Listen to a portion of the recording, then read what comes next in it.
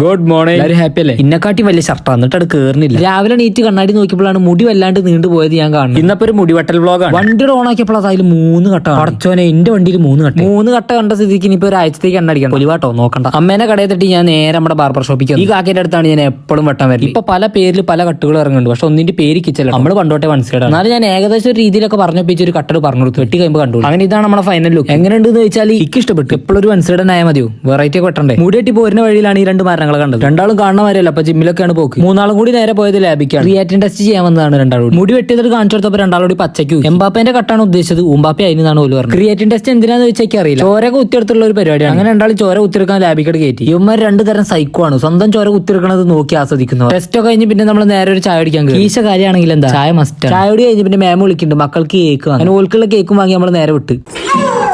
അയ്യോ ആ പിക്കോ